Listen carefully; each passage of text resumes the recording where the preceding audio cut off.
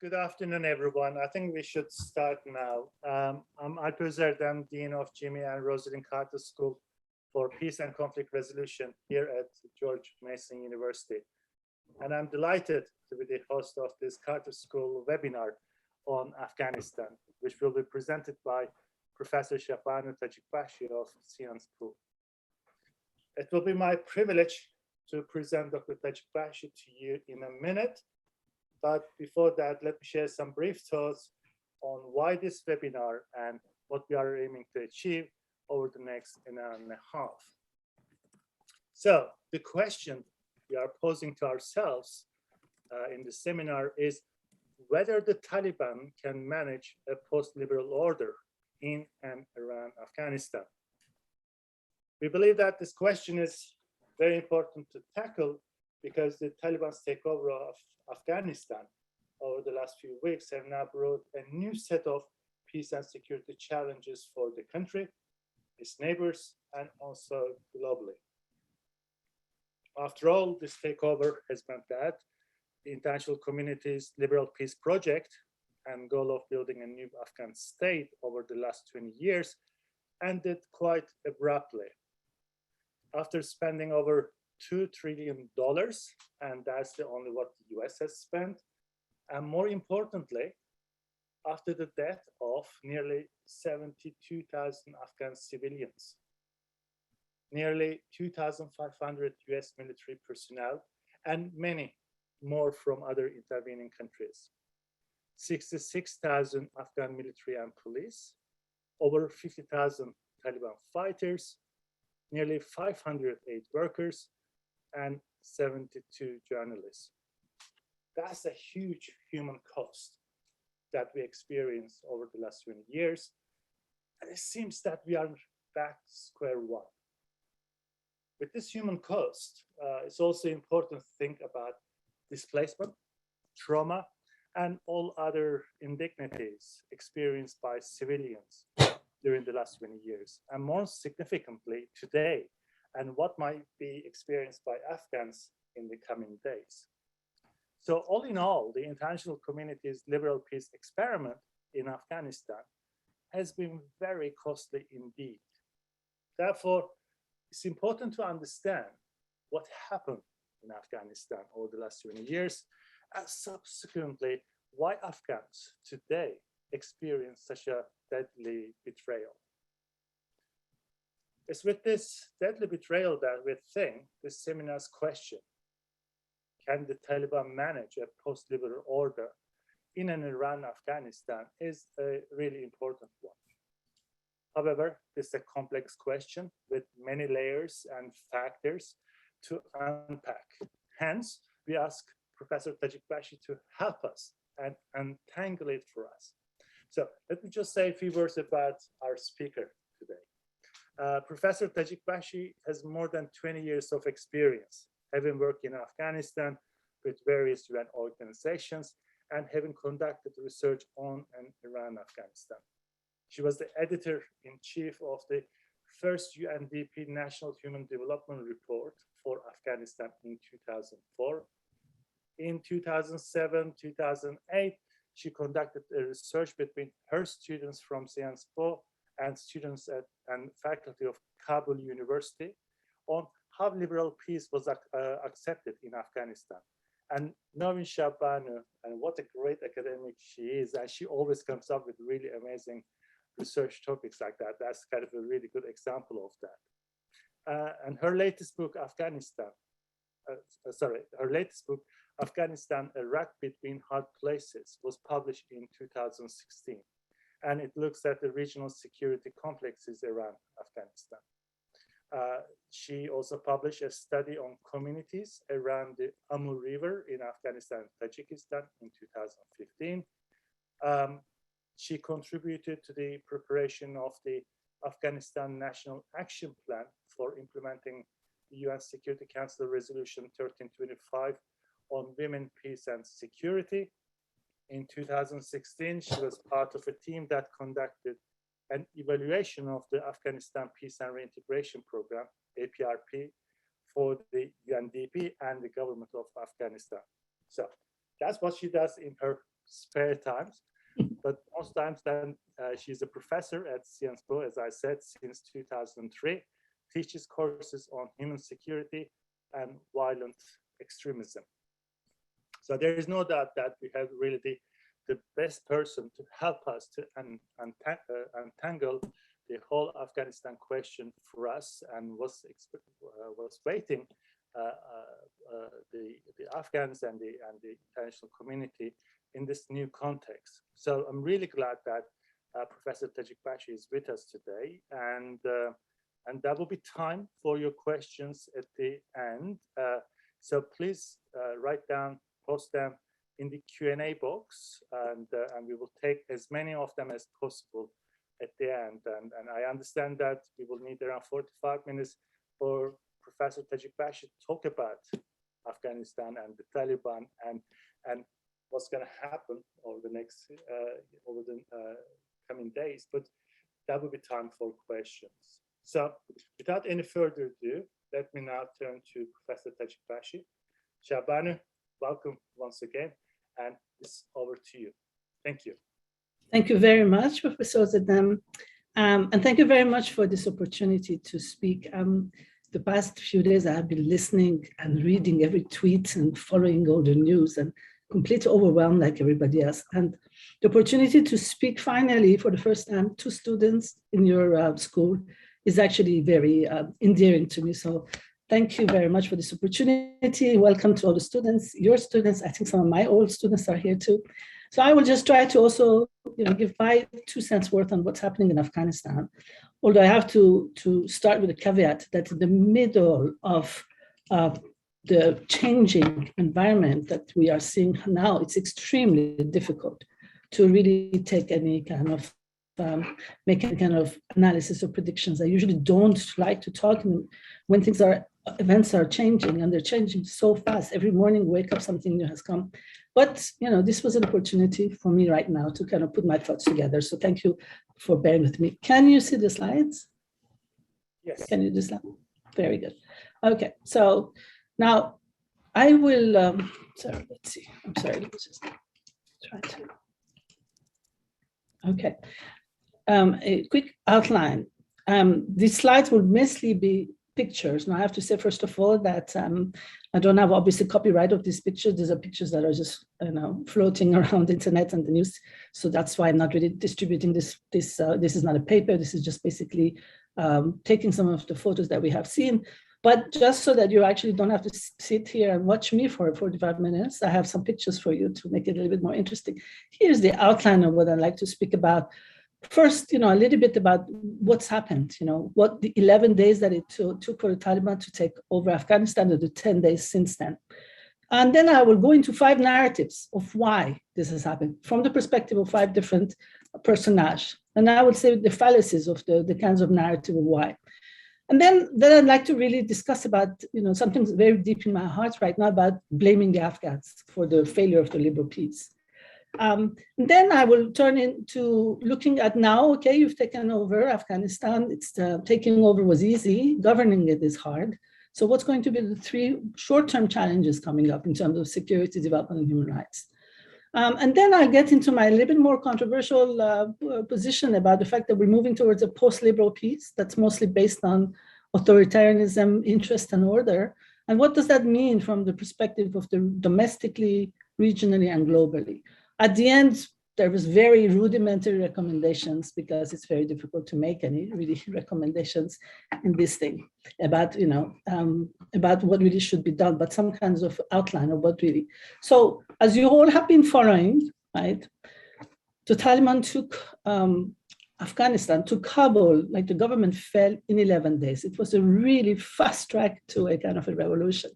But let's go back and look 20 years ago, when almost around this time, when the US invaded Afghanistan in an Operation Enduring Freedom and actually deposed the Taliban without having a peace process. This is very important, because they basically, we took the Taliban away, but we really did not create a kind of a peace process. So we thought they'll be gone, but they did come back.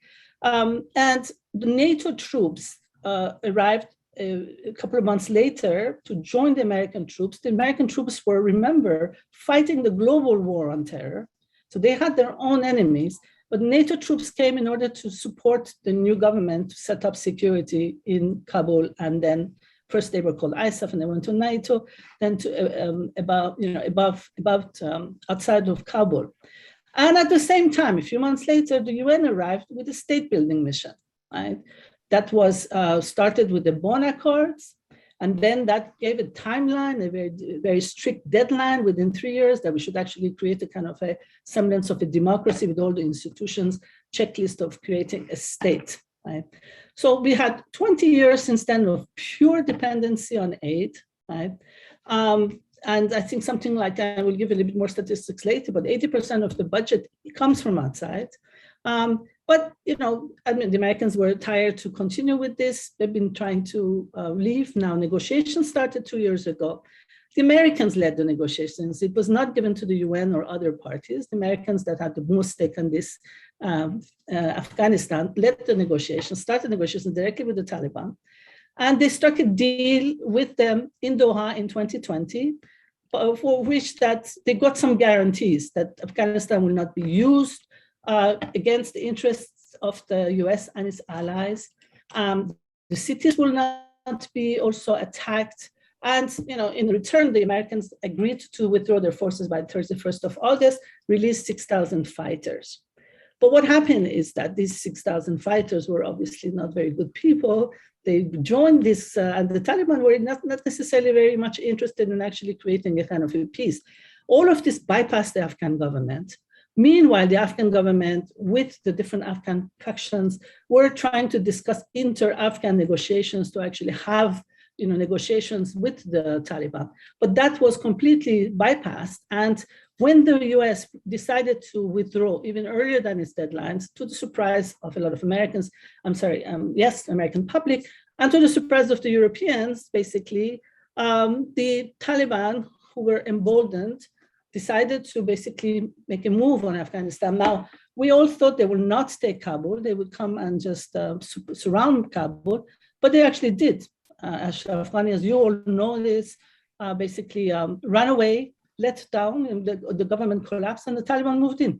Very little bloodshed, right? Now the Taliban did not officially declare the Islamic Emirate of Afghanistan, although that's what they are called, but they haven't really declared that.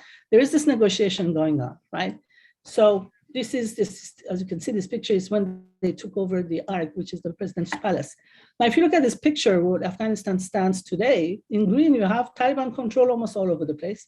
The only place where there is a resistance, a pocket of resistance, is in the Panjshir Valley, which is here.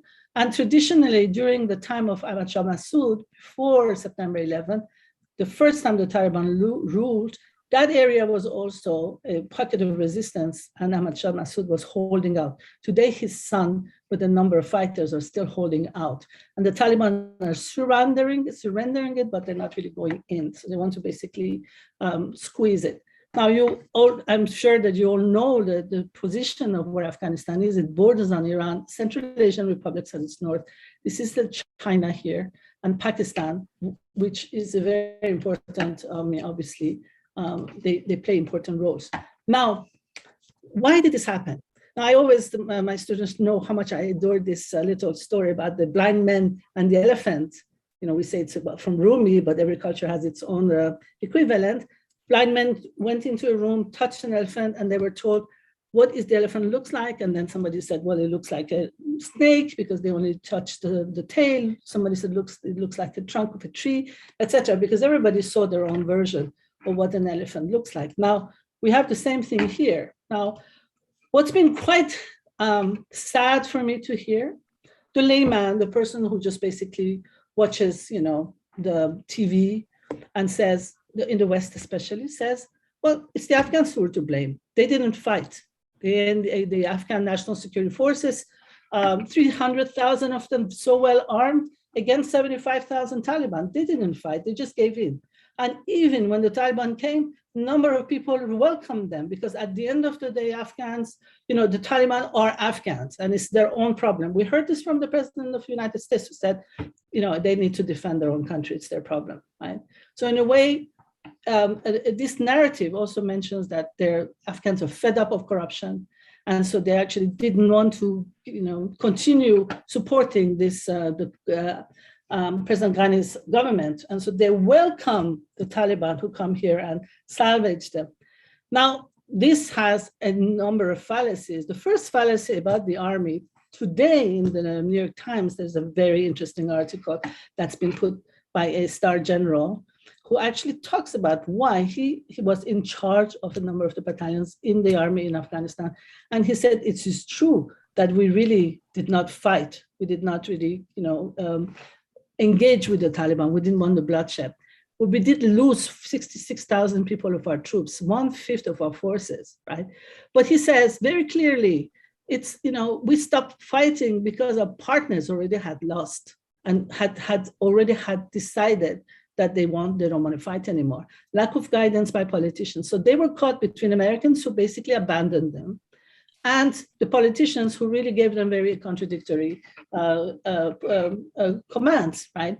And so when the US lost interest and withdrew, what could one army do that whose equipment is all given by the Americans, but with the maintenance and all of that is actually, they withdraw without that guidance. And also, it is not really the war that is just for one country. This is a global war, right? And Afghans were tired of fighting over a war that was not theirs. That's their issue. And second, in terms of the corruption that we talk about. Now, I usually don't necessarily agree with everything Jeffrey Sachs says, but this time I absolutely agree with an article he's put in this Project Syndicate, where he talks about, our assumptions about the corruption of the government in Afghanistan. And this is coming from the Special Inspector General for Afghanistan with the nice name of Cigar. His studies, he does his audits of the American money spent in Afghanistan. And look at the numbers here. It says the US invested $946 billion between 2001 and 2021, of which 86% went to the military outlays for US troops. 83 billion went to the Afghan security forces, 10 billion went to drug interdiction operations, 15 billion went to US agency operations, 21 billion went for economic support funding, and basically it says less than 2% really went for poverty eradication, right? To really impact everyday people's lives, right? And so a lot of investments just basically were not really made on the Afghans. It was made on companies, on the private sector, on national organizations. And so a lot of people now are saying, how can we blame them for corruption? Yes, they were, but who put all that money in there? Who cultivated these politicians who were our people, right? And then now we blame them for corruption. The second narrative, of course, the freedom fighters, the heroes, the villains of heroes of the story who say that basically we've come to bring security. Now, if you have been following the speeches of their spokesman, very well educated, who speaks very good English, Mr. Mojahed, who has given already 2 press conferences, he basically paints the Taliban as the good guys who come to bring justice and to liberate Afghanistan from occupation and to bring security, right? The reality is the Taliban never faded. We thought the Taliban went away in 2001, but remember, there was never a peace accord. The Taliban just basically moved into the mountains and the villages and across the border to Pakistan. And now their time has come to come back and liberate what they consider the land of invaders, right? They have aspirations to bring security, but they want to have a government that's run by bureaucrats. They do not want to run a government. This is, what we're hearing is that the Taliban want to bring security and be part of, be in charge of the army, military, but bureaucrats will be running the government. But all of this has to be done based on the Shariat, right? So there's a lot of nice reconciliative words that we are hearing about amnesty. Nobody should be scared. People should come back, etc. But here again, there is a fallacy because we have cases of high-profile assassinations, right? In the media, there is no trust. There is big memory about the harsh rule. they're not really united to the Taliban. We have different factions, the Kandahar factions, the factions that were negotiating. There's also differences between the people who were negotiating in Doha and the people who are running different, local factions who have been actually quite brutal. We've had cases, for example, of Human Rights Watch has documented how when they went to Ghazni, they killed quite a lot of Hazaras very brutally. And the commander basically says, well, it's war, these things happen during war. So it's not really, they're not really under the command, and there's this kind of language. The big paradox about this narrative of the Taliban is also one thing that we have to remember. They have promised, right, through that peace accord, to get rid of other extremists, basically to make sure that Afghanistan will not be used against the interests of US and its allies, which means that they will go to war with, or they would fight against Al-Qaeda or Islamic State in Afghanistan. But here is the paradox, is that all the radicals, all the different fundamentalist groups, all the different terrorist groups are actually celebrating the victory of the Taliban as freedom fighters, liberation. You see, if you fight 20 years, you can take over the government. That's the message they've given. Yes, and then ideologically, they may be Deobandi, they may not be exactly Salafi, Takfiri, etc. But I think that we will not really see that much of a fighting between these groups. And I will come back to a little bit about that, right? So there's not that much indication that they will really get rid of other extremists. And remember, they're still on the terrorist lists. So getting them out of the terrorist list, out of sanctions of the UN is going to be very difficult. Remember that. So they do present this kinds of ambiguity, picture what exactly they're going to be, the challenge that they have. What about the third group? The third narrative comes from these opposition groups. Now, there's a number of opposition groups right now.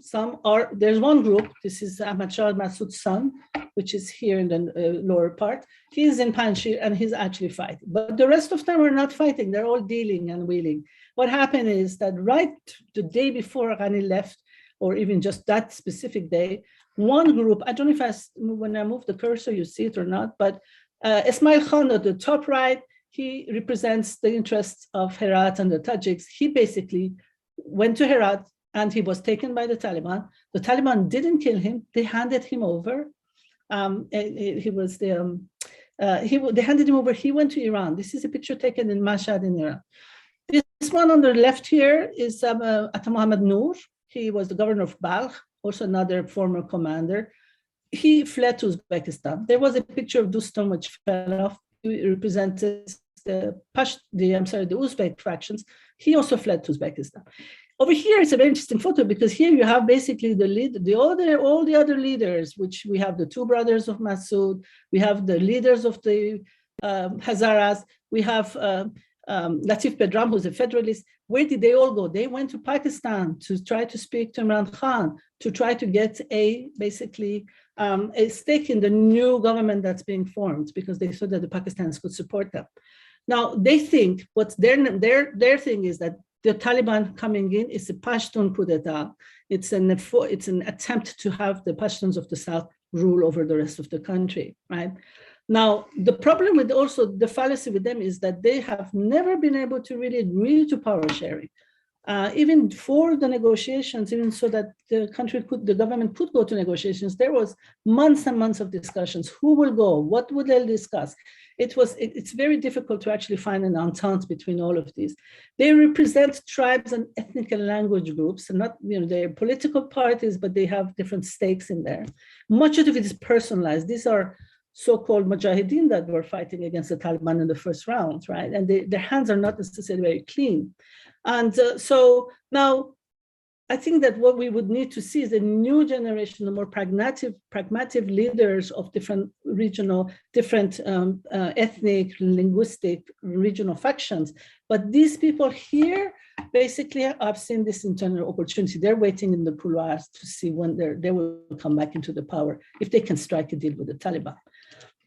Now, the fourth ones, which is the historians, the people who are looking at them and saying, well, an intervention that was wrongly designed and wrongly implemented from the start. First of all, history will tell you no fully fledged military intervention from outside, I'm talking with long-term boots on the ground, has really brought peace. Vietnam, right? All of these, right? Basically, de Gaulle warned Vietnam. De Gaulle warned Kennedy of Vietnam. He said, I predicted you will sink step by step into a bottomless military and political quagmire, however much you spend in men and money. This is what happened to France in Algeria. So basically, the first thing is that all colonial wars are doomed. Now, there is always, somebody wrote in the New York Times a very interesting opinion piece, Trinity of Realities, boastful generals, unbowed enemy and feeble ally, right? Look at the Russians, they spent 9 years there, they lost 15,000 people, and then they had to withdraw. Now it's a turn of the Americans, and then would be the next century, would that be the time of the Chinese to track colonial wars. For Afghanistan, there was a number of wrong problems from the beginning about this intervention. Number one, the Taliban were never involved in a peace deal. We assumed that they can just basically disappear into the thin air. We didn't really create a kind of a peace deal so that we could have them come back in some kind of a power sharing or whatever, from the beginning. So they came back to bite, right? And then also, a very wrong problem with this intervention is that we actually had peacekeeping in the name of ISAF and NATO forces happening at the same time as peace building, because when the UN came, they started establishing institutions to create democracy, parliament, elections, media, etc. That's peace building, right? So we have peacekeeping, peace building at the same time as a war making when the Operation Enduring Freedom was happening. So basically, we had a very muddy situation in Afghanistan where are we in war? Are we in peace, right? Are we actually developing projects for humanitarian interventions? Are we getting money from the Paris Club, IMF for long term? All of this at the same time, right? So state building was a disaster. The model may have been okay, but the implementation was bad, and I'll come to that, right? So even though today we say the Afghan state is fundamentally flawed, corrupt, etc., but we cannot separate our policies in the West from what happened and the war with what's happening in Afghanistan. The dysfunctional Afghan state is, yes, it's dysfunctional, but the external role in enabling that dysfunctioning is very big, right? We encourage and incentivize deal making over formal institutions. We created a winner-take-all electoral system, and then we said, oh, the problem is Karzai or Ghani, etc. We continued this proxy war by empowering warlords and delegitimizing government by even striking a peace agreement with the enemies without even using the government, right? And then we built the Afghan National Security Forces in a way that they had to rely heavily on our equipment. And then we withdrew without a plan to sustain the arrangements. How good is an intervention like that? Now, this one, I'm sorry, the picture is supposed to be a bit smaller. Am I doing it smaller? So basically the ordinary Afghans in this story, right? The fifth narrative, the ordinary Afghans, victims in the middle. Every time they stand up, because every time me and my colleagues or friends, we get into this argument and say, well, the Afghans is the problem. They were corrupt, they were this and that. I'm like, did we ever give the Afghans a chance to stand up? Every 20 years, there is an invasion, there's a proxy war, and it breaks their back, right? So which nation can actually develop itself when there is an invasion that actually completely destroys all the infrastructure, all the brain drain, everything, and then they have to start again, right? With all the trauma, with all of that, right? The Afghans really have very little sovereignty about what happens to them. The West comes or others come and try to actually support them. Or, the narrative of the Western intervention in Afghanistan, there's a very nice two women who are working on decolonization and this whole colonial exercise. They say Muslim women as damsels in distress and white knights fight brutes to free them. Funny, right? But that's exactly what the narrative was about. Did anybody ask them like this to come, right? So now here's the problem. They're cutting the drama of the airport, right? When they think they can go to another land now. There was an interview, you've been following that, I'm sure, that the interview with the Taliban, he went on Iranian television and they said to him, what kind of government are you, or how are you going to govern the people? Everybody's so afraid of everybody wants to get out of the country. And he says, well, I think your nation all of your people will also go to the airport if Western nations came and said they would give them passage to the West without a passport, without a visa. Let's see who stays in your country after that. So there's actually, there's kind of a push to run and push to run and push to stay. And so not to stay. They're caught, the Afghans were caught in the violence on both sides. Toxic masculinity of Taliban fighters on the one side, and this unrestrained white violence, white occupation, white torture chambers, and drones that you don't even see your enemy, right? So now it's quite interesting. I think I have the next one. Look at these pictures that broke everybody's hearts, right? But look at just the kinds of message they give. We were all shocked at these pictures about the people running behind this airplane and sitting on it and then thinking they can catch to it like a train, right, or a boat, or these people passing on their kid over to the other side of the wall. We don't even know who that kid went to. Now, what does this measure? What does this actually image gives you? That's basically that they are uncivilized, that they're unruly, that they are a burden on others, right? They're tribal. They're thinking, who in their right mind would actually sit on a plane, they would say, right? And hang on to a plane. Now, unfortunately, there is a spin on all this. I'm not saying that they didn't do it. This is not a fake message. But there was a lot of emphasis to come out to this idea that, well, you see, Afghans are unruly, uncivilized, and they cannot be governed. They cannot govern themselves, right? I worked many years in Afghanistan, and every time I say, well, it is not true that Afghans are tribal or are backwards or are poor. They're extremely fantastic Afghans who are thinkers, their youth. In these past 20 years, a lot has happened. Civil society, the media, I've taught at the university there, the student discussions, even in the villages, people are extremely aware of their situation, right? So the idea that it's just in the towns and not in the villages, I think is a big fallacy, but there has been quite a lot of chance. Give them a chance, right? So Afghans are not accountable for the Taliban, and they're not also accountable to the Taliban, right? So now blaming Afghans, on that note, I'll continue about the failure of the liberal peace, right? Excuse me 1 second. The kind of messages that are coming out is like, do the Afghans really deserve to be liberal? Can they be modern, right? Or do they have to choose these kinds of identities to be Pashtun, to be Muslim, to be Afghan, as if these identities are contradictory? But they're not, right? Why do they have to choose between being in Afghanistan or being in camps or in hangars in the airports in Doha, right? Why do they have to choose between being ruled by people who look like out of dark ages, or be modern, secular, and in a refugee camp, right? And it's very unfortunate that why do they have to also choose between having roots in the land or even, or live in an urban area, but so-called having lost their traditions and therefore alien to the Afghan nations? They put quite a lot. Why do they have to today choose between their right and their security, right? So there was a quote yesterday, somebody said that before we had no security, but we were happy and free, and now we have security, but we're not happy nor free. Why should there be such a choice for the Afghans? Now, the liberal peace model that was implemented in Afghanistan back in 2001 had this idea that basically the best way to make sure that we don't go back to conflict, where basically the best way to prevent conflict is to instigate liberalism, liberal system. You remember that whole, you are students, I think the democracies don't go to war type of, if I say fallacy, but whatever. The idea was that basically to create open markets and open societies. Remember in the late 90s, after the fall of the Soviet Union, we thought that, no way can we go back to socialism. The best way to do that is to actually create open markets and open societies, right?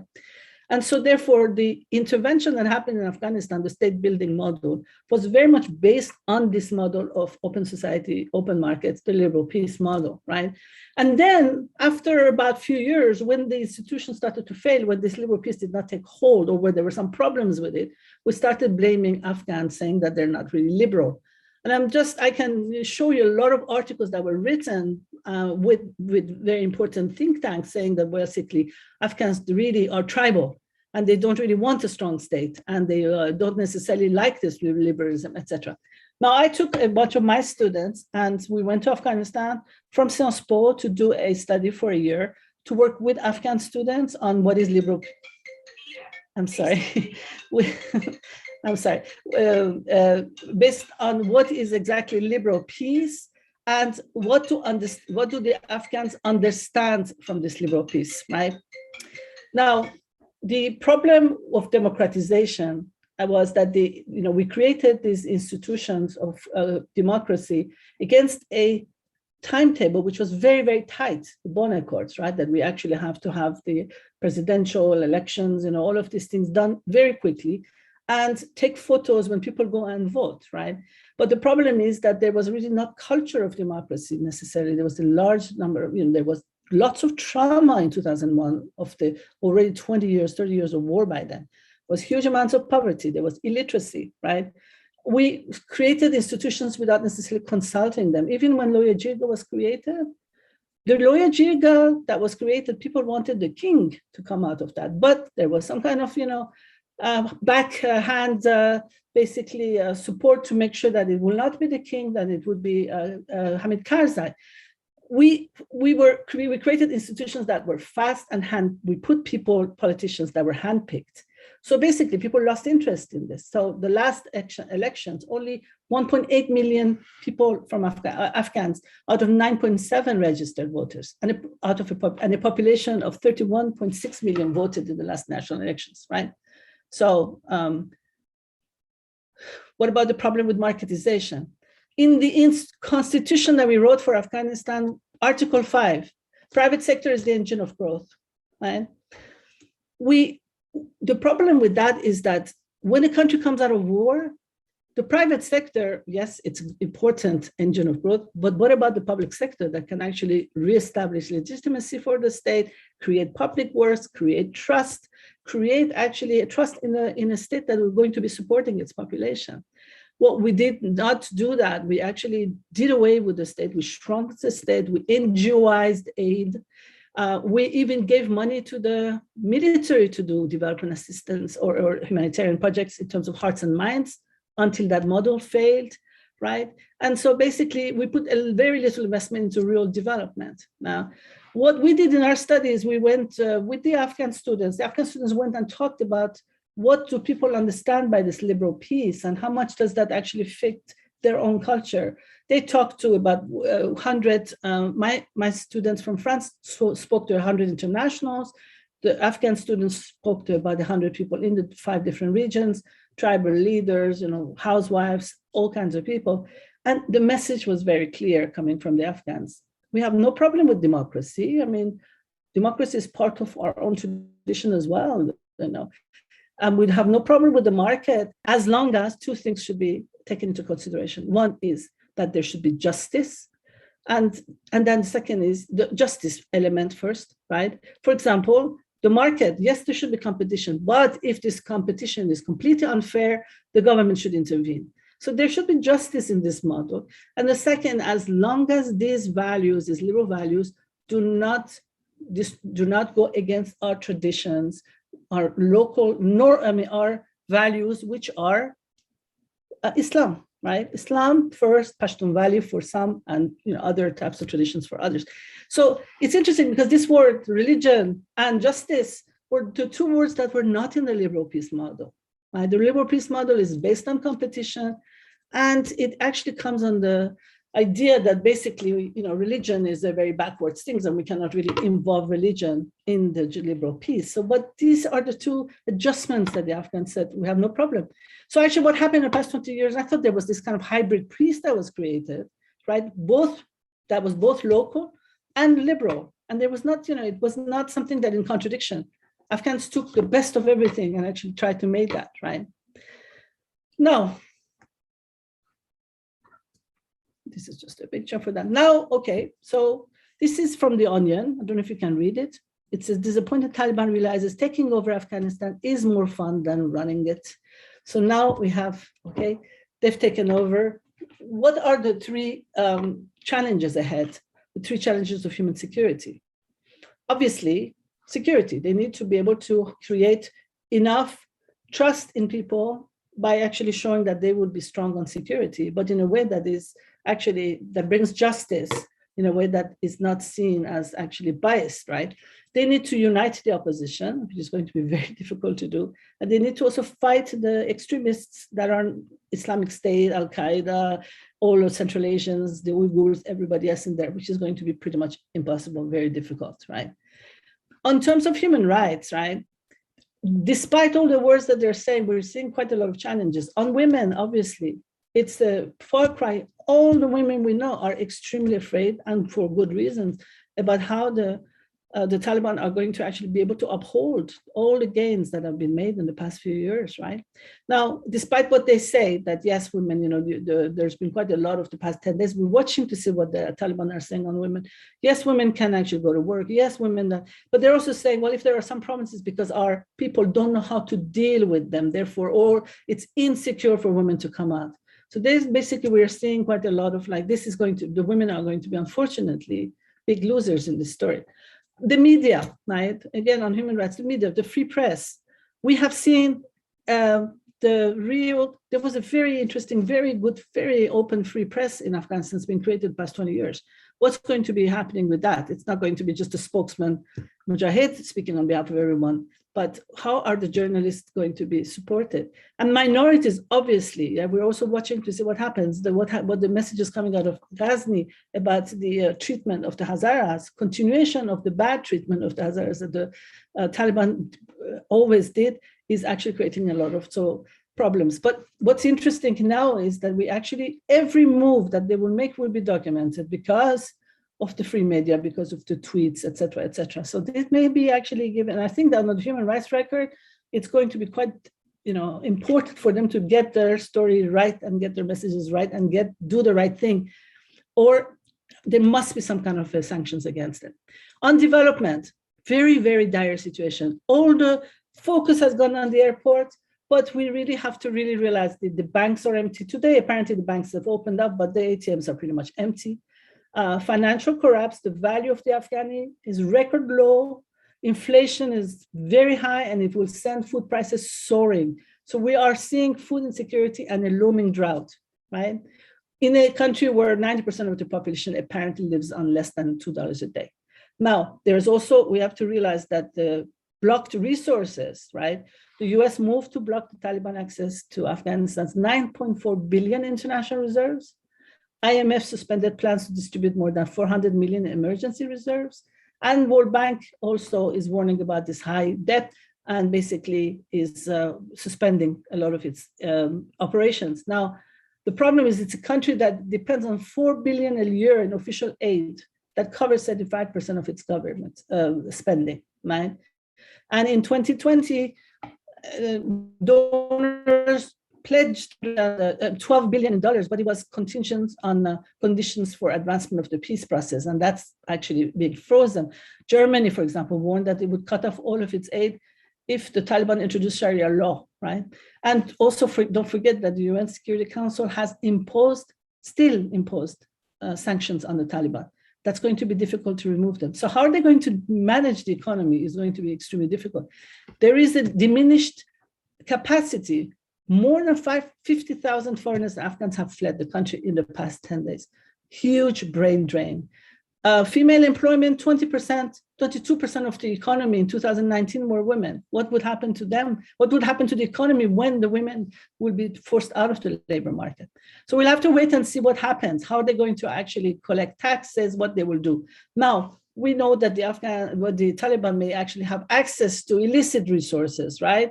Opium, although you have heard that they are strongly coming down against opium cultivations, but usually war economies have a lot of hidden resources, drug trafficking, kidnapping, mineral exploitation, ransom, et cetera, right?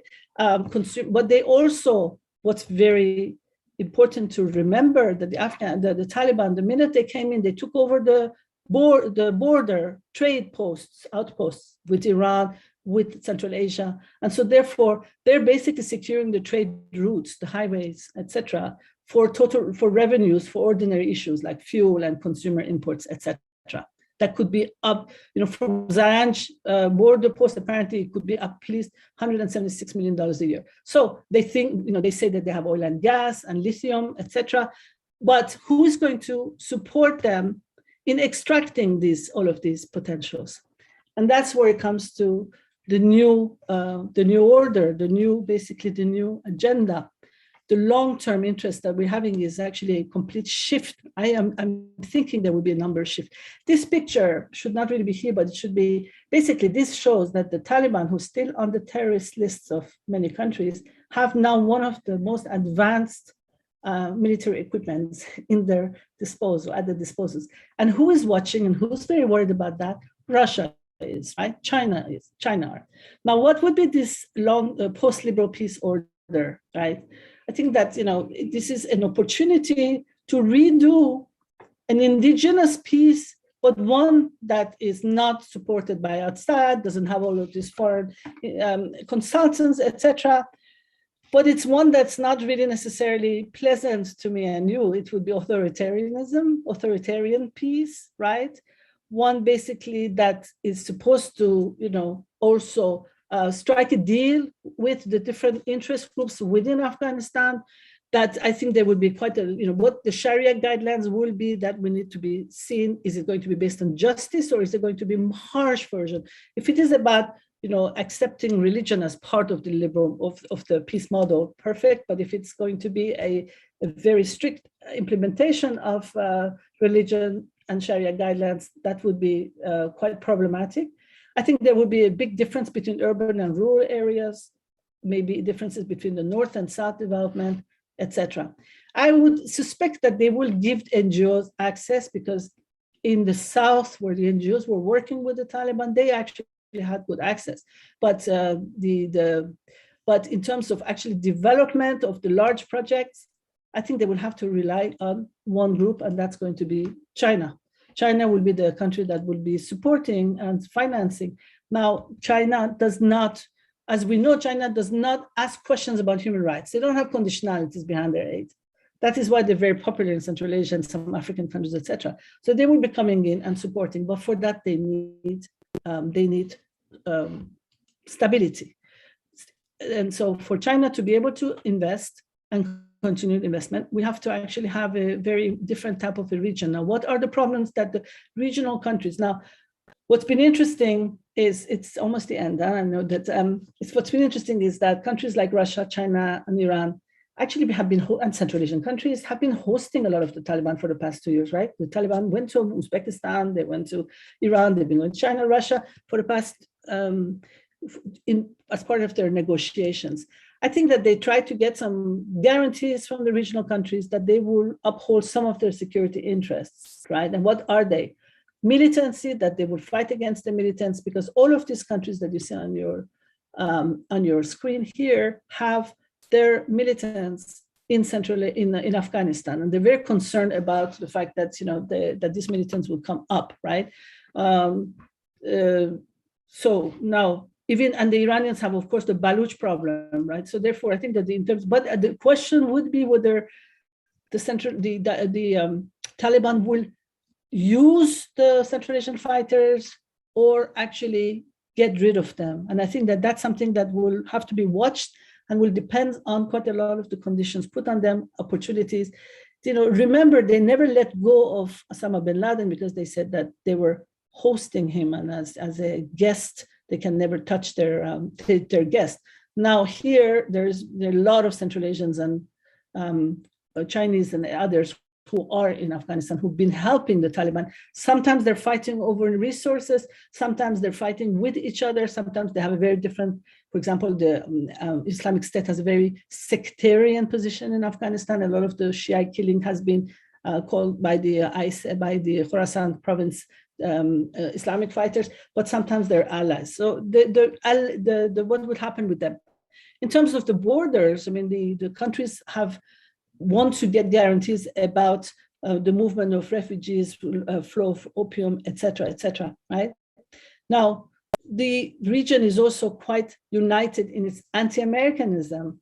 The Chinese have been very vocal, Chinese foreign ministry has been very vocal about talking about how the US hasty pullout from Afghanistan has caused a serious negative impact, and the Russians have been showing that we stayed in Afghanistan versus you all ran away, etc. And so Iran has been talking about irresponsible withdrawal, and so basically even the Central Asian Ministers of Foreign Affairs wanted to speak with the Afghan government to actually support the withdrawal of the troops by the Americans, or even today to actually create areas for the refugees to come so that they could be processed, their issues could be processed before going to the West.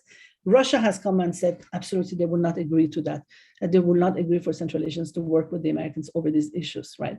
So as a role, basically in the region, we're seeing that most countries that have been looking at the sideline, they're going to move towards Russia and China as being the two supporter of security and development in the region, including through institutions like the CSTO and the SCO, right?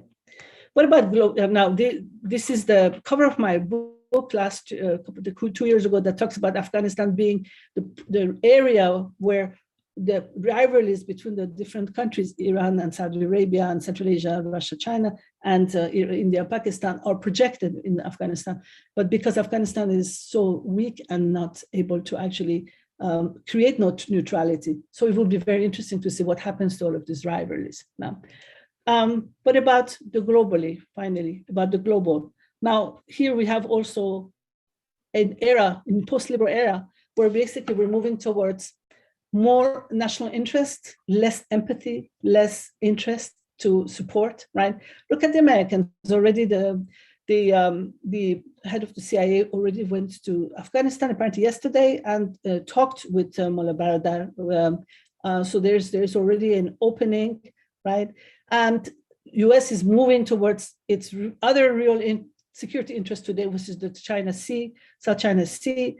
And so Al also wants to make sure that its allies in the region are assured that it will not pull out its troops from South Korea, etc., or support for South Korea in the way that it did in Afghanistan. So the US has to actually do quite a lot of backpedaling in order to find its trust in the region. But it has really moved on. And it's quite interesting that moving on and letting the Taliban deal with Russia and China with their own militants is done under the watch of a very empathic president, Biden, but we are moving towards not a time of empathy, but a time of real politics. The real losers, I think, are the EU and the UN, in addition, of course, to the Afghan people, number one. The EU feels cheated because it did not want to have this pullout to be so quick. We saw what former Prime Minister Blair said about the Americans, called them irresponsible.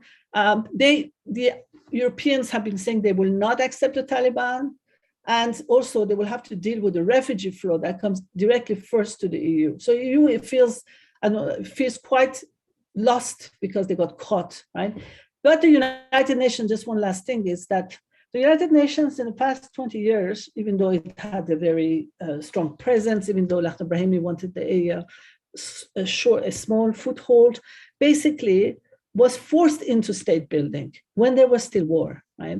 And and it was very difficult also for the UN to negotiate when we actually had some kind of an American protectorate, and the tug of war between Lakhdar Brahimi and Ambassador Khalilzad about what should be the form of the government in Afghanistan always showed that no matter what happens in Afghanistan, the Americans have their way, because at the end of the day, this operation is where the Americans have put the most of their money and their people and their etc. So the UN was very much playing a kind of a second fiddle. There were a number of attempts to field special representatives of the Secretary General for Afghanistan, for regional countries, for national reconciliation. Every time these propositions were actually crushed.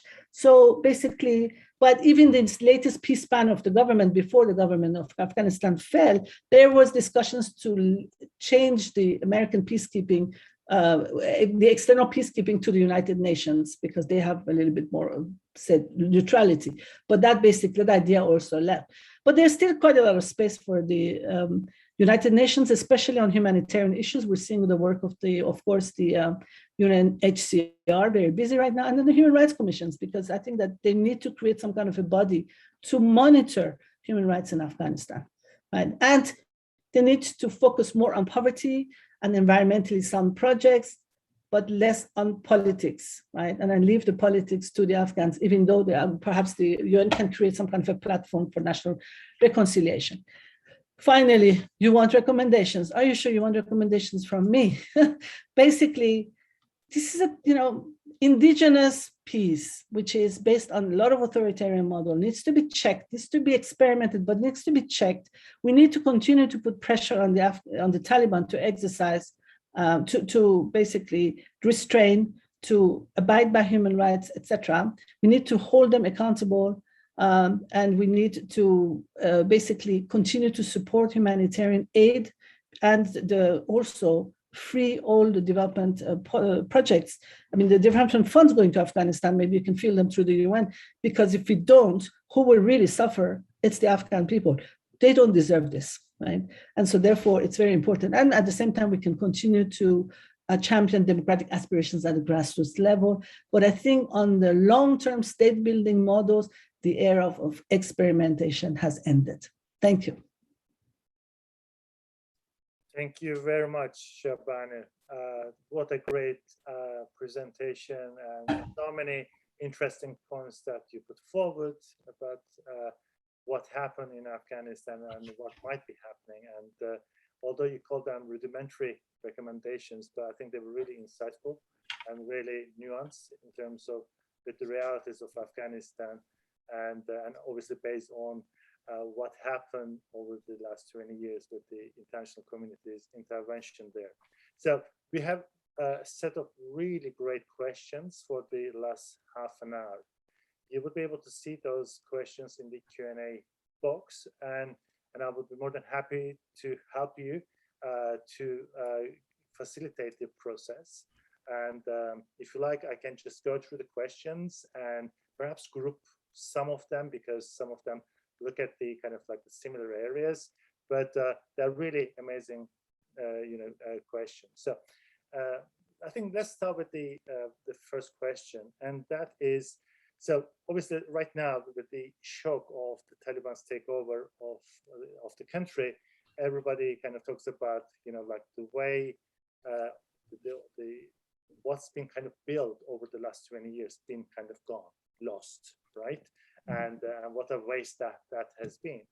But is that really the case, considering that Afghan society, Afghanistan, it's really different than what it was 20 years ago in many ways, because there have been many really good projects in Afghanistan too, right? And especially engaging women, youth, and different population groups, empowering them, community participation programs. So the first question comes from Jawad Torabi in relation to that. And Jawad is asking, saying that, look, we already seen some peaceful protests against Taliban, so that after 2 decades of international investment in Afghanistan's civil society, do you think that we will be seeing a lot more resilience in the civil society and really putting the Taliban accountable and mobilize public to take democratic actions, like your last point around indigenous peace? Yes, definitely. Should I answer them as they come? Yes, Yeah. Yeah, thank you. And I appreciate that you help me, because if I go in there and I will start reading and I will see my students and I see Rennie says, slow down. So please help me with that. So that, I think that it's yes, I think that, look, we are under shock, remember, right now, right? We are under shock, and things will calm down. It's a bit sad to see so many people running to the airports and trying to get on the first planes and go out with the fallacy that they will actually be given, visas and passports and they can actually go. But I think that if they, except for, of course, those people who are persecuted, and I do have some friends who are writing to me constantly saying they're coming to find me, I'm hiding, can you help me, because I've written something, or I actually have from a group that is, so different people have they have very serious risks. but there's quite a lot of people who are just concerned about what will happen, and they want their children to live better lives, so they're trying to leave. But when we see them leave, it's this is the future of Afghanistan, right? It's not that they cannot do anything from outside, obviously, because there's quite a lot. I mean, right now, when you go on a lot of these social medias, you don't know who's in and who's out. There's all these discussions all over. So the protests can continue even when you're outside. But I think this is the human capital of the Afghans that it would have been very good to stay. And under the circumstances that this panic that is happening, yes, there is exodus, but I do think that when the dust will settle, there will be resilience, there will be negotiations. I mean, we saw a little bit what happened with the flag, that they were very, very interested. You know, the Taliban came and took down the Afghan flag and put up their own flag. But in many parts of when there was this National Flag Day, National Independence Day, a few days later, there were many people who even took a huge flag down the street. I think it was in Kabul and it was in another city. So in the beginning, Taliban may have actually tried to take one or two flags down, but then they let go, and then they even changed their narrative about the flag, that they can also accept the Afghan flag. So I think there will be, and also remember, the Taliban want legitimacy, because without the legitimacy, they're not going to really be able to rule. And so therefore they need the money, they need to continue to be acting as a kind of a state in Afghanistan. So yes, I think there will be negotiations. And the civil society I've seen, the students I've seen, I am 100% believer that they can actually be very resilient and put up. And I'm glad it's not bloody. I'm glad this resilience and this resistance, except for Panjshir, is not bloody. And even in Panjshir has not been bloody. Great. Yes. Thank you, Shabana. And I think in relation to that, in your talk, one of your main critique of the liberal peace in Afghanistan was that you said that the international community really didn't pay much attention to two main issues, justice and religion. And so the second question is coming from Anjali Mishra. And Anjali is asking, what is the ideal culturally informed version of peace in Afghanistan? So the liberal peace didn't do that, but from your perspective, what that would look like? And also Anjali is asking, well, do we have an example in the world that may be used here? Do we have an example of culturally informed, kind of a peace building elsewhere? Alp, you need to also help me answer that, because I know that's also part of your own you have been also working exactly on these issues as well. So you want to take a first stab at this question, and I will give my view after that?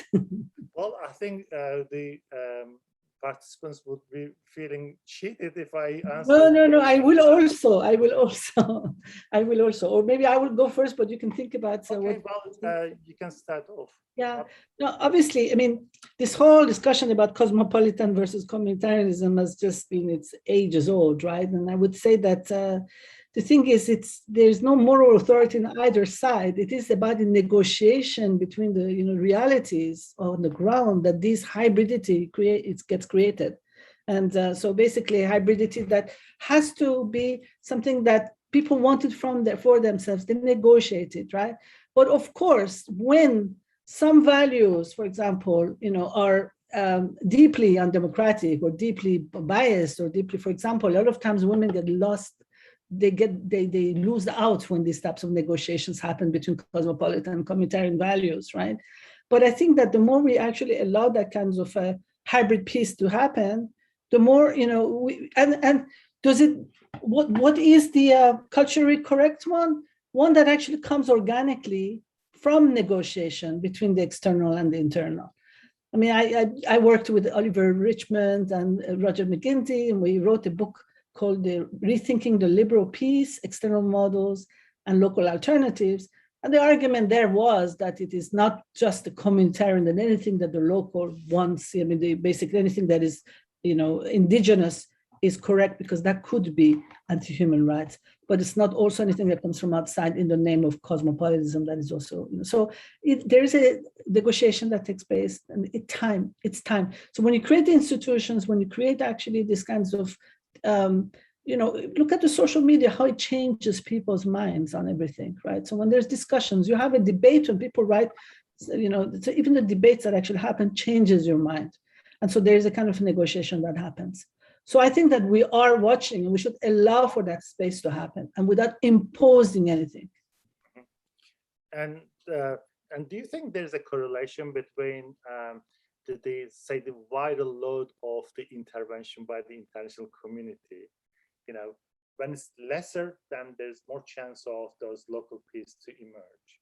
And when it's really strong, like in countries like Afghanistan and Iraq, we are really struggling to that local peace, trajectories to come about. And I think, do you see that kind of correlation? So, because Rwanda comes to my mind, after the '94 genocide, that kind of like context, Rwanda has really kind of put together its own version of what that state building and peace building would look like.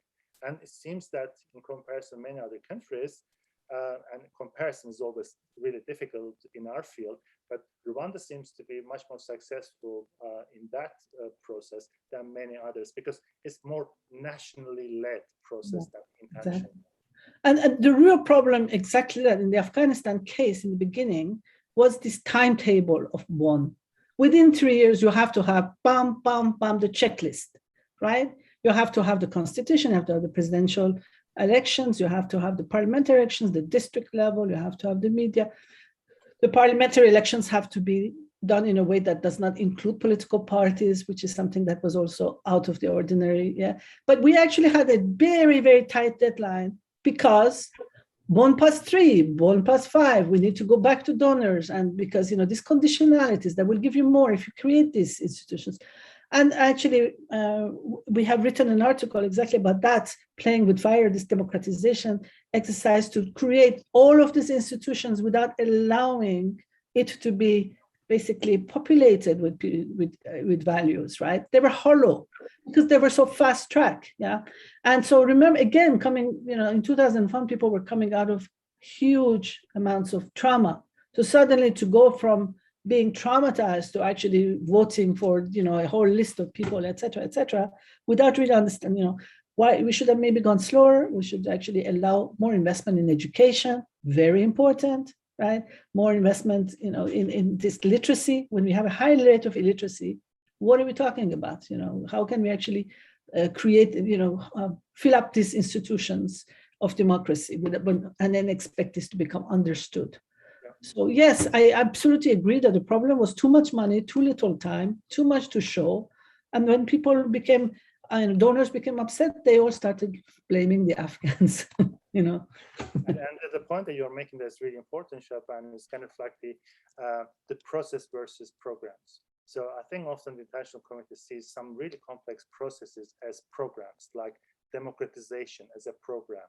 Really forgetting that it's a really process. It's so culturally linked and doesn't really kind of happen just because there are a couple of national elections organized, right? So, I mean, the complexity is such that I think your point around kind of like investing funding and doing it, on the cheap, but also really quickly, it doesn't kind of end up with what we want. So ultimately, liberal peace and its goals are quite good. So, I don't think we have anything against, those objectives. But what happens that the way they are implemented, right? Absolutely. That's your point. Now, the next question is about more regional actors, and a number of people really ask this question in different ways. So I will just put them together, like Matthew Mandel, Iro Toledo, and a number of others. They are very curious about the role of regional actors like Iran, like India, like China. So they're wondering, how they are going to react to the Taliban in the coming days. They're asking whether or not you would expect another intervention from any of these regional countries. Are they going to kind of build the relations that they're going to work with Taliban? Or so how do you see kind of like the regional context kind of emerging vis-a-vis Afghanistan? On the regional issue, I think I went a little bit too fast, but here's basically, there are two things. One is that the countries of the region all have some kind of a security stake in stability in Afghanistan. So therefore, they pragmatically, they want to actually have some kind of relationship with Afghanistan so that they will make sure that Afghanistan is stable and at least it does not become a place from where their interests and sovereignty and territory is attacked. That explains, right, that pragmatic and a little bit bizarre maybe overture of all of the regional countries to the Taliban, right? Let's take the case of the Iranians. I mean, when the Taliban came to Mazar-e-Sharif, 96, the first thing they did is they killed all these Iranian diplomats, right? And that almost took Iran and the Taliban to war. Right? But then we have, fast forward almost 20 years later, a bit less than that, but 15 years later, the Iranians are making overtures to the Taliban, right? And despite the fact that they are backing the Hazaras, they're Shiite, and these are supposed to be fundamentalist Sunnis or whatever. So, but that was a pure pragma. I mean, that position took a lot of people were critical about that opening. But basically, I understand it from a very pragmatic point of view that the Iranians were calculating, like the Chinese did, like the Russians did, like the Central Asians did, that the Taliban will come to power in Afghanistan. Sooner or later, the Americans are going to leave and the Taliban will come. So we might as well start having a dialogue with these people so that they can give us some guarantees. Now, what were, for example, the Iranian guarantee? That it will actually stop the flow of narcotics, which is a very big problem for the Iranians. That it will not allow for Baluchi, for example, Sunni integrate fundamentalists or separatists, to take over, etc., etc. Or also negotiations over the water, because all of these countries also have some kind of problems about water sharing with Afghanistan. So they also wanted some kind of guarantees, etc. So they went ahead and then in exchange they said, but you also have to make sure that you don't, for example, touch the Hazaras, or you don't mistreat the Hazaras. Today, the President Rahman from Tajikistan is meeting, I think it was the foreign minister, Qureshi from Pakistan. And there he insisted that any kind of a future government that comes out in Afghanistan needs to be all encompassing and support the Tajiks. So in a way, all of the regional countries, they have the Tajiks, they have the Uzbeks, they have the Hazaras, all have their own groupings within this Afghanistan that they want the Taliban to protect.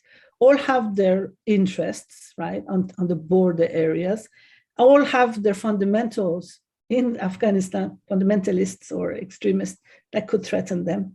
So therefore, they're playing this realpolitik, this kind of pragmatic policy position. Now in Pakistan, that's quite interesting because Pakistan still thinks that it has, Pakistan has been supporter or backer of the Taliban in the past. There is question how much Pakistan really has a sway over today's Taliban. That one is still a question mark. Now, the fact that all of these opposition politicians went to discuss this with Prime Minister Imran Khan is still not an indication. I think that the Pakistanis have their own problems with the Tehrik Taliban in Pakistan, the TTP in Pakistan. So I think that, and also, the newcomers have come in. The China has become a lot more, a more active player in the region than it was a few years ago. So the first part is that the regional countries have their own security interests. The second part of the story is that the regional countries have their own regional dynamics and regional security complexes, their own rivalries that they are projecting. India, Pakistan projects over Afghanistan, right? Sunni Shiite may project over Afghanistan, etc. So I think that requires a lot, clever handling of the space of Afghanistan's neutrality, which the Taliban will have to do. And I think the question of India and Pakistan is still valid, right? The role that the Persian Gulf countries, Saudi Arabia, Qatar, Kuwait played in Afghanistan still worries the Iranians, right? And so therefore, the interest of the China and Russia in Afghanistan is still valid. So therefore, I think that these regional rivalries have not gone away. Good luck to the Taliban to handle that. I don't want to be the foreign minister now. Difficult for regional countries, but I think your point is that it's not that easy for the Taliban either to deal with that complexity of regional relations, because as you point out, every regional country has own agenda with Afghanistan, and dealing with that is always a chess game, isn't it? It's not easy at all. Now, we can come back to international relations issue and the regional matters in a minute, but let me just take another kind of cluster of questions around, some of the narratives that you share with us. And I think they were so wonderful, so apt in the sense that the way we see what's been happening in Afghanistan, through these different lenses, there's narratives. And I think they will continue to be the case in the coming days, because that's often the case, isn't it? We tend to look at conflict-affected environments through certain lenses, and some of these narratives become the dominant narratives in time because of the media, international politics, etc. So probably it wouldn't be unfair to say that one of the strong narratives to come in the coming days will be gender and the women's rights, right? And so one of our anonymous attendee, I'm afraid I don't have the name, but I think the question is really interesting, and the person here is asking, look, the international narrative that states women and children as primary victims of the Taliban takeover. So that's going to be a really strong narrative, but really ignoring many other groups like Afghani men, right, and their suffering. So the question is, what's the consequence of this kind of omission, myopic outlook? What would be your response to that? Well, yeah. Well, obviously, yes, because of the fact that, as Mujahid said in his own press conference yesterday, he's like, our fighters don't know how to deal with women. They don't know how to look at them. They don't, very deeply religious people from some areas don't know how to deal with a woman with the hair open or like some, without hidden under burqa. So in a way, and it's such an injustice the way that they have dealt with the women before adultery, the stoning of the adultery, etc., that we are very sensitive about what would happen with the women, I'm sorry, right? And a lot of the in the West, a lot of the narratives is like, look, the women, as this person also says, it's not that they are just painted as victims, they are victims. That I have to first say that they are victims. I'm not downplaying at all the fact that they're victims.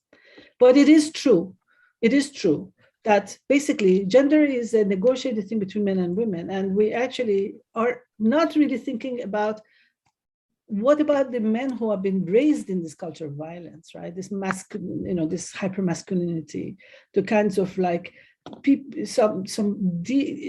extremely, traditional conservative families who not only have not allowed their women to come out, but also have given some kind of messages to their men. And so therefore about how to treat women and to how to be, at the end of the day, afraid of women, afraid of women's power. And so suddenly for them to take down the gun, this will of course create a lot more problems. So as some of my students who I think there are here, I always told about the story of the potatoes in Afghanistan, in Tajikistan. When I was young, I created a project with the UN after the war had started, and the men had all gone to the village, they had all gone to Afghanistan or to the mountains with their guns, and there was one village with mostly widows. And so therefore we did a project to support the economic empowerment of the women in this village in Tajikistan. But what happened? So yes, women were all empowered. They were able to actually create a sewing factory. They were able to actually make money, sell their products in the bazaar, etc. But what happened? The men came back with their guns and beat up all the women and destroyed everything that had been done, because there had been nothing done for the men, including disarmament, including discussions and negotiations. And what we've seen in many, many times since then is that we separate these projects between men and women, and we create a lot more strife between them. So instead, we might have to actually really take a more of a gender approach, where we just really do it in terms of negotiating a society that is basically can coexist, as opposed to this separation and creating more victims as a result. And I think in relation to that, I think the word public, and I think most of our audience, they are particularly worried about women's rights, is that the last time around when the Taliban was in power in the late 1990s, at the beginning they were more softly in terms of about women's rights, but by the time they left the power, women couldn't even go to hospitals, or they had no access to education. So I think that's the worry, the kind of gradual disappearance of women's rights and the more curtailment of their rights as the Taliban kind of like sort of strengthens its position. So my next question is really related to that. And that is from Tatsushi Arai. So, the question is about really, say that the Taliban in power over the next couple of years, and you, earlier on in your talk, you mentioned that they should be held accountable, and the Afghan public could play a significant role there in this, and also the international community. But what happens if that holding accountability doesn't seem to be working, right? And the Taliban just does whatever they want, and that they are not held accountable. What are the tools that we have, say as the international community, in such circumstances? So, for example, sanctions. In your talks, you said they don't work. So, if not sanctions, what else is there to hold the Taliban accountable? Well, it's a really multi-million question. But first, just 1 minute going back to the question of women. I mean, there has been amazing progress of women, right? And we were hearing again yesterday or today, they said that the woman, the student who got the highest grade in Afghanistan was a woman for the second time in a row. Right? And also this team of women, robotics team of women left with support to another country.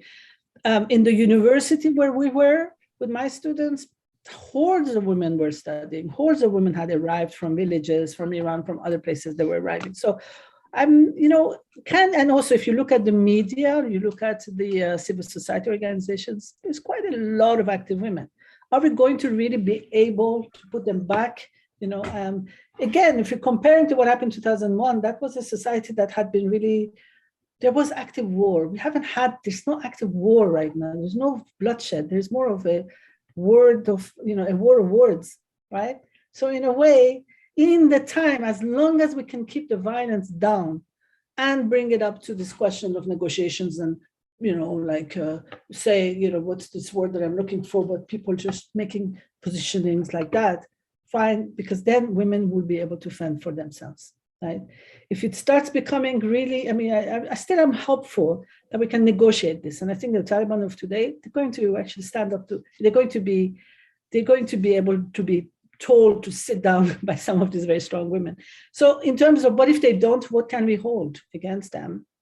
At this point, what can you hold?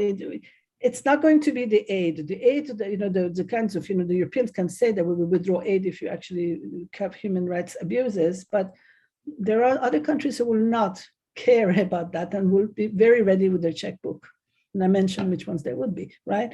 And so in a way, they may not have to have such a large amounts of money coming in, with a smaller amount that they can do with their internal investments and some of the aid coming from some of the governments. They're not going to go to the countries that are going to put some kind of conditions on them. So therefore, our leverage is much lower. And that is why I think that what can actually happen is continuing to just support everyone. One of my students said, I don't know what to do. What can I do to help?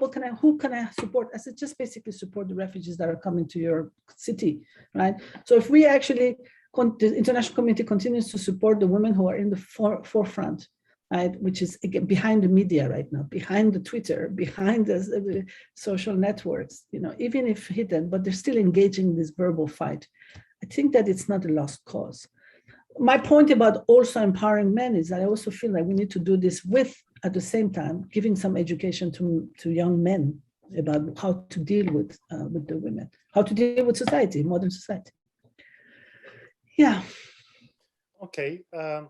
Okay. I think in relation to that, about the internal dynamics and what happened over the last 20 years, obviously you define the Liberal Peace Project in Afghanistan as a state-building exercise, but then the international community, the other side, the UN and EU, they attempted to have a peace-building project in Afghanistan. And I think within that, one of the key issues was about the nation-building element, like Afghanistan, being like a mosaic of different ethnic groups. And I think, if I'm not wrong, there are over 30 of these groups in different parts of the country. So it's a real mosaic, and to form a sense of nationhood has always been difficult, and probably one of the challenges of the country.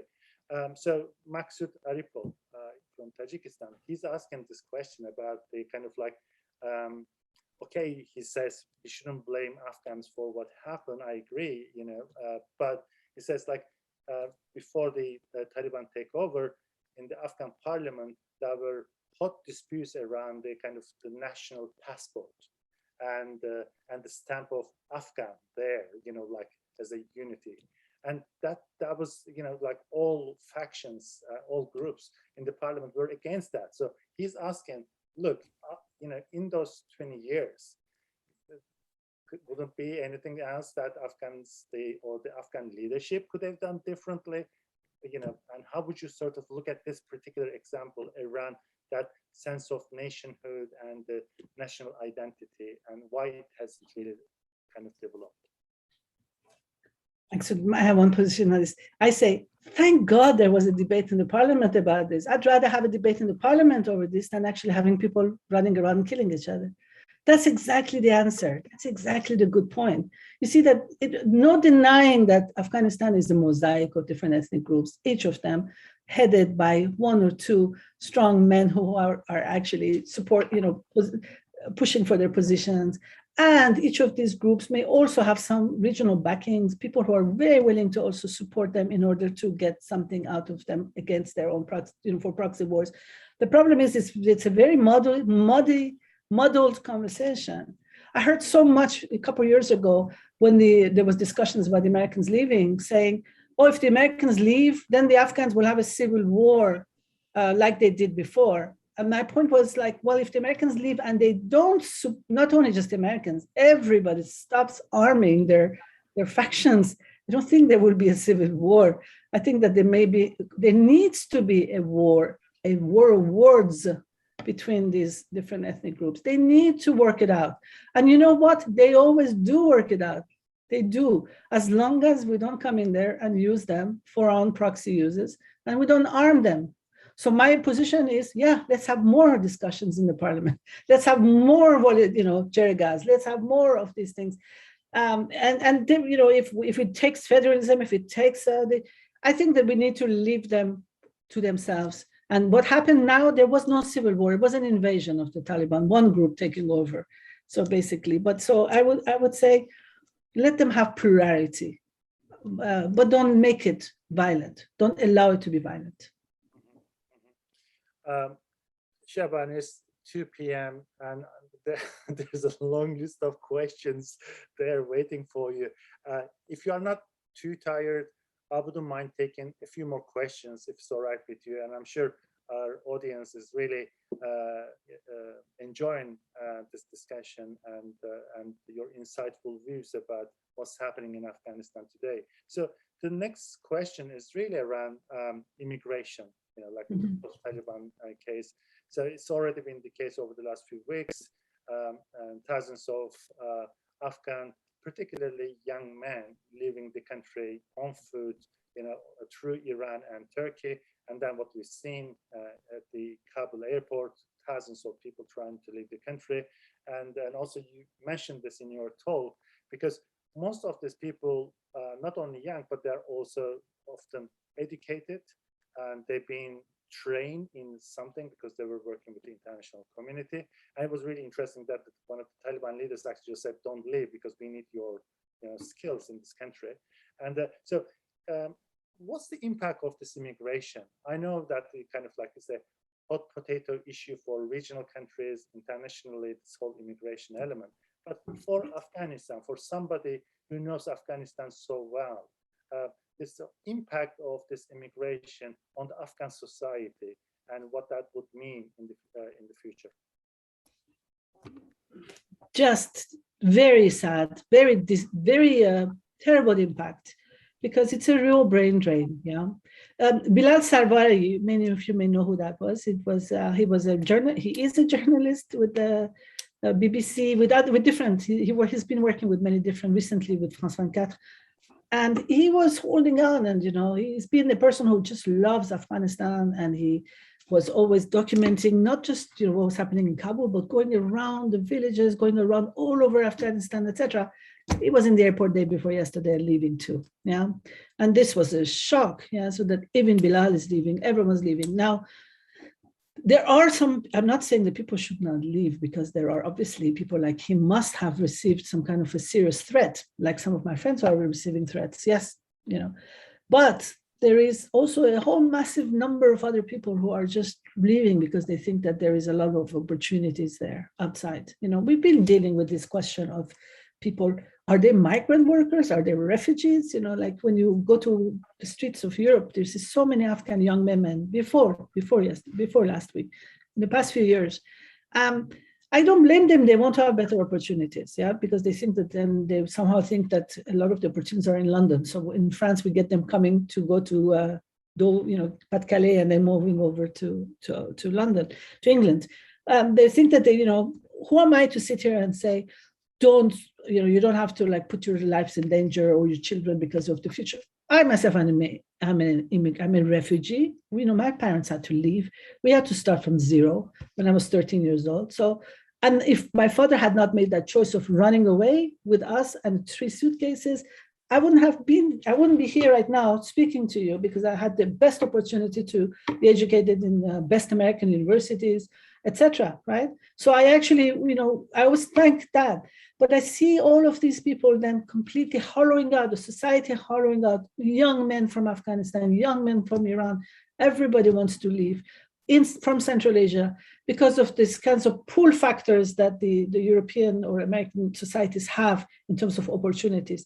I think there's a response. I mean, the case of Afghanistan today, because of the chaos, the insecurity, the fear of what will happen tomorrow, I totally understand that. But under normal circumstances, I think a lot of countries need to really actually invest a lot more in creating opportunities in these countries so that they could stay and build universities, schools, hospitals, all opportunities that we will have in the West, yeah, so that they could actually stay. Again, in this case of Afghanistan, there's panic going on. So, and I'm very, very sad that because once you leave, it's very hard to get back, And also look at what's happening. We're hearing about camps being set up, in Spain, in like Germany, like there's one in Qatar that people are look at the conditions they're living in. It's unfortunate because they're not going to be here to see what happens, whether the Taliban, somebody needs to push the Taliban to actually be accountable, to actually create opportunities for their people and stop being harsh. But if society hollows out, who will put the accountability? Not foreigners. It should be done by the Afghans. And if they leave, there is still Twitter, and I know the Taliban read the Twitter, so let's continue Twitter pressure. The social media and our kind of like expectations for social media to do all the good things that we expect in conflict-affected environments. Just last couple of questions, and there's a cluster of questions around this, and it's about the kind of like the state of Afghan institutions today, or just before the Taliban take over. Like yourself, over the years, I've been to Afghanistan a number of times in different capacities, and whenever I speak to Afghan colleagues and those in the international community, they often complain about the corruption, the widespread corruption in the Afghan institutional framework. So, and also we know that the Taliban has a certain way of dealing with corruption and crime, and so the questions around this kind of like asking you, what your take on the Taliban's, the way of dealing, the possible way of dealing with corruption and other matters. Would that be, like perhaps a better alternative than what it was the case previously? Well, a couple of things. Yes, corruption existed, obviously. I saw of course, we all saw that. But I don't think that this could be divorced from the entire, external intervention. You go to work in a ministry, and some people who are international make many digit number dollars.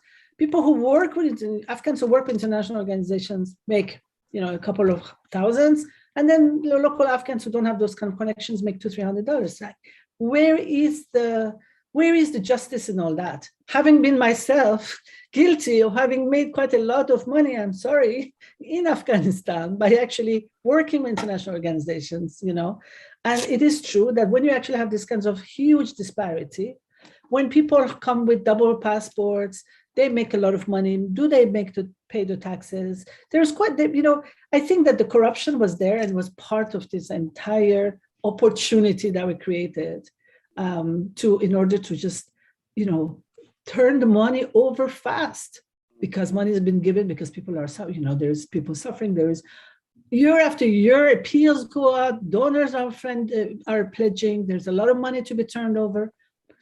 Is there not going to be corruption? People are human too. Yeah.